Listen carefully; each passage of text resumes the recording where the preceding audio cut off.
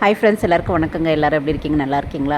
இன்றைக்கி நம்ம வீடியோவில் நம்ம வீட்டு செல்லக்குட்டியான டெரி தான் வந்து விளையாடிட்டுருக்கான். அதை இது வரைக்கும் நான் வீடியோ போட்டதில்லை அவனை பற்றி. அதை தான் இன்றைக்கி ஒரு வீடியோவாக போடுறேங்க. இது கூட நம்ம தோட்டத்தை பற்றியும் போடுவோம். அந்த பையன் பால் விளையாடினான்னு வைங்களேன், அவன் எடுத்துகிட்டு போய் ஒரு பக்கமாக வச்சுருவான். வச்சுட்டு கொஞ்ச நேரம் கழித்து தான் அதை எடுத்துகிட்டு வருவானே. அதை வச்சு விளையாடி கிட்ட போய் அவன் கையை வச்சாலும் தரவே மாட்டான். இப்படி அப்படின்னு தூக்கிட்டு ஓடிக்கிட்டே கிடப்பான்.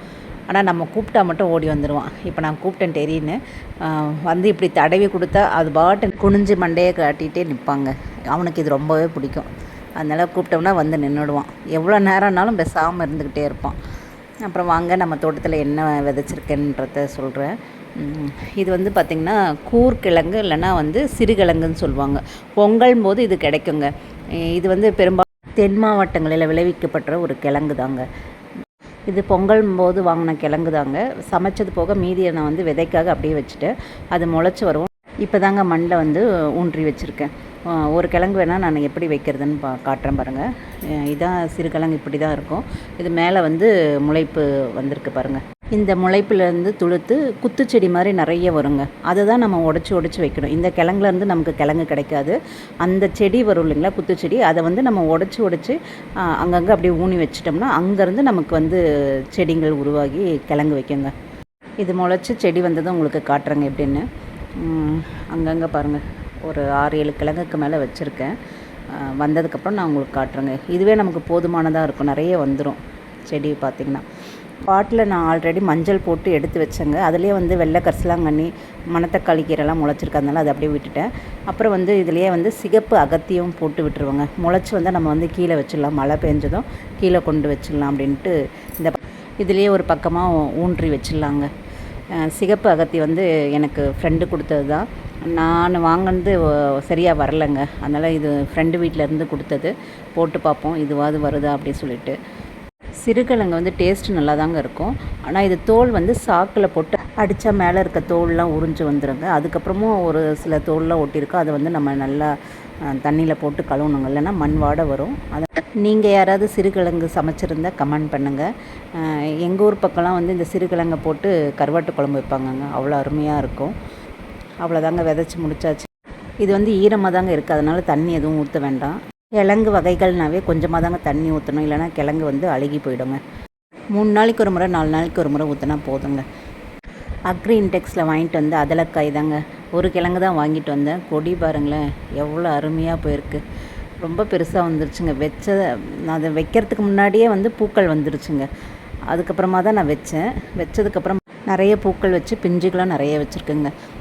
இது வந்து ரொம்ப பெருசாலாம் ஆகக்கூடிய காய் இல்லைங்க. கொஞ்சம் சிறுசாக தான் இருக்கும். நிறைய பேருக்கு தெரிஞ்சிருக்கும். தெரியாதவங்களுக்காக சொல்கிறேன். அதுக்கப்புறம் நம்ம ஒரு கொடி தான் வாங்கியிருக்கிறதுனால வந்து காய்கள் வந்து கொஞ்சமாக தான் கிடைக்கும். இது வந்து டேஸ்ட்டு பார்த்திங்கன்னா கிட்டத்தட்ட கொஞ்சம் பாவக்காய் மாதிரி தான் இருக்கும். அதனால் பாவக்காய் வாங்கினோம்னா அது கூட சேர்த்து சமைச்சிக்கலாங்க. நல்லா அருமையாக வந்துருச்சு. கொடி வந்து 3ஆக பிரிஞ்சிருக்குங்க. 1 மட்டும்தான் மேலே போகுது. மீதி 2 கொடியும் வந்து கீழே தாங்க இருக்குது. இது வந்து வல்லாரை ஃப்ரெண்டு வாங்கி கொடுத்தாங்கன்னு சொன்னேன் இல்லையா, நல்லா வளர்த்தி காட்டணுன்னு. அதுதான் ஒரு பக்கம் வந்து காஞ்சிக்கிட்டே வருது. இது நல்லா வந்துருமா என்னன்னு தெரியல, பார்ப்போம். இது எங்களுக்கு கொடுத்துருக்க ஒரு டாஸ்க்கு. நல்லா வந்துடணும். இதிலே பார்த்திங்கன்னா ஒரு மிளகாய் செடி, தக்காளி செடி, செங்கீரை எல்லாம் முளைச்சிருக்கு. தக்காளி செடி, மிளகாய் செடி எடுத்து வேறு பக்கம் ஊனி வச்சிடலாங்க.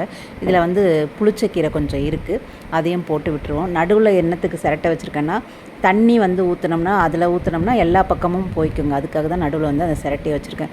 கீரையெல்லாம் போடும்போது நம்ம தண்ணி நேரடியாக ஊற்றினோம்னா மண் இதுவாகி விதைகள் மேலே வந்துடும். அதுக்காக தான் நான் வந்து இது மாதிரி வச்சுருக்கேன்.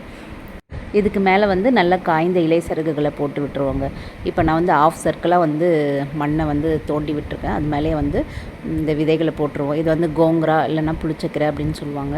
கடைஞ்சால் நல்லா அருமையாக இருக்குங்க. போட்டு விட்டாச்சு. தண்ணியை லைட்டாக ஸ்ப்ரே பண்ணி விட்டுருவோங்க. அதுக்கப்புறம் காய்ந்த இலைகளை வந்து போட்டு விட்டுருலாங்க. இந்த க்ரோ பேக்கில் வந்து நிறைய இடம் இருக்குன்றதுனால தாங்க இதிலே போட்டு விட்றேன். ஏன்னா நம்ம இது 2 செடியும் எடுத்துட்டோம்னா அதுக்கப்புறம் இடம் வந்து ஃப்ரீயாக தாங்க இருக்கும். இப்படியே போட்டு விட்டோம்னா இது ஒரு வல்லாரக்கீரையும் இந்த புளிச்சக்கீரையும் இருந்துக்குங்க.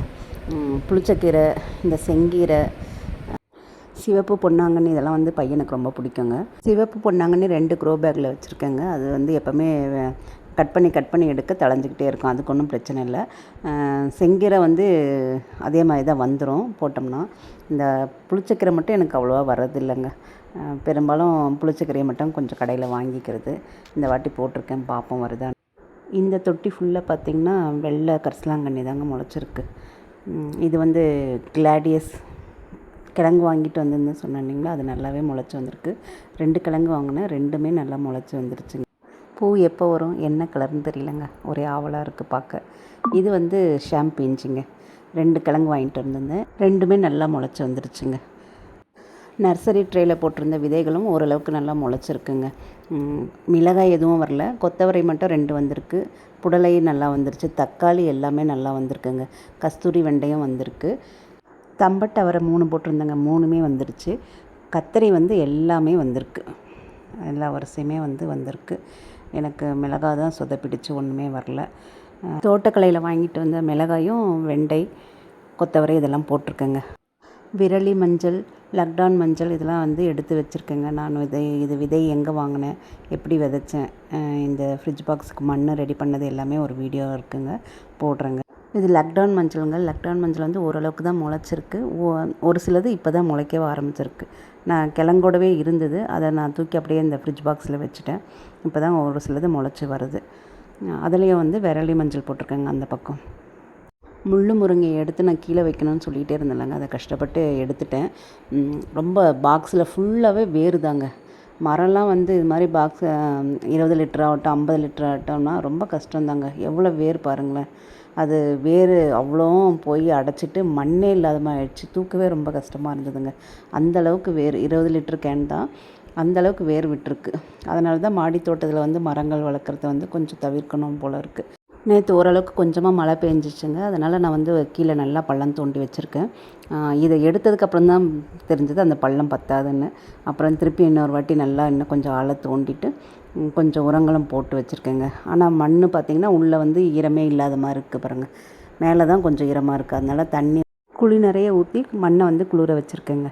அது கொஞ்சம் நேரம் ஊறட்டும். அதுக்குள்ளே வந்து உரம் வந்து ரெடி பண்ணிக்கோங்க. நான் கொஞ்சம் மண்புழு உரம், மாட்டு தொழு உரம், அதுக்கப்புறம் புண்ணாக்கு வகைகள்லாம் கொஞ்சம் போட்டிருக்கேன். அதையும் போட்டு நல்லா மிக்ஸ் பண்ணியிருக்கேன். அதுக்கப்புறம் வந்து முக்கியமாக வந்து நான் வந்து பாத்திரம் தேய்க்கிற தண்ணியெல்லாம் இந்த கொய்யா மரத்துக்கிட்ட தாங்க போகும். அந்த கொய்யா மரத்துக்கு நான் உரம் எதுவுமே போட்டதில்லைங்க, மண்புழு மட்டும்தான். அதில் நிறைய மண்புழு இருக்குங்க. மண்புழுவே இப்போ பார்த்திங்கன்னா கிலோ 300ரூவான்னு விற்கிறாங்க. அதனால் நான் என்ன பண்ணேன், இந்த மண்புழுலாம் நிறைய இருக்குன்ட்டு கொஞ்சமாக தோண்டி மண்கலவை ரெடி பண்ணும்போது எல்லா பேக்லேயும் போட்டு விட்டுருக்குங்க. அதுலேருந்து தான் மண்புழு எடுத்துகிட்டு வந்து இந்த உரத்தோடவே மேலே போட்டிருக்கேன். எல்லாத்தையும் மிக்ஸ் பண்ணிவிட்டு அப்படியே போட்டு விட்டுர்லாங்க. எல்லாத்தையும் நல்லா மிக்ஸ் பண்ணியாச்சு, போட்டுருவோம். போட்டுட்டு அதுக்கப்புறம் மண்ணையும் கொஞ்சம் போட்டு அந்த கல்யாண முருங்கை எடுத்து வச்சுருவோங்க. கல்யாண முருங்கை முள் முருங்கை 2 ஒன்று தாங்க. தூக்க தாங்க முடியல. அதுவும் வேறு முள்ளுங்க, இந்த கிட்ட தொட்டாலுமே நல்ல முள், எல்லா இடத்துலையுமே முள் இருக்குது. எப்படியோ கொண்டு வந்தாச்சுங்க. அதை வந்து குழிக்குள்ளே வச்சு நல்லா வந்து மண்ணை வந்து மூடி விட்டுருவோங்க. வேறே பாருங்கள் எப்படி இருக்குது. அதனால் இது வரும் வராது அப்படிலாம் சொல்ல முடியாது, நல்லாவே வந்துடுங்க. மழை பெஞ்சதுக்கு அதுக்கும் நல்லா வந்துடும். நம்ம நல்லா மண்ணை நல்லா அணைச்சி விட்டு தண்ணி மட்டும் ஊற்றி விட்டுருவோங்க. இது ரொம்ப பெருசாக ஆக விடாமல் இருந்தால் தான், ஏன்னா முள் இருக்குங்களா, பெருசாகிட்டால் நமக்கு பறிக்க போக ரொம்ப சிரமமாக இருக்கும். அப்பப்போ உடச்சி விட்டுருணுங்க. இந்த முள் முருங்கை வந்து அடையும் செய்வாங்க, வடையும் மாதிரியும் செய்வாங்க. நம்ம சேனலில் வந்து வடையும் அதுக்கு மேலே தூவி சாப்பிட்ற பொடியும் எப்படி சேர்த்துன்னு வீடியோ போட்டிருக்கேங்க, ஆல்ரெடி போட்டிருக்கேன். வேணுன்னா போய் பாருங்கள். ஓகே ஃப்ரெண்ட்ஸ், பாருங்கள். பிடிச்சிருந்தா லைக் பண்ணுங்கள், சப்ஸ்கிரைப் பண்ணுங்கள். தேங்க்யூ.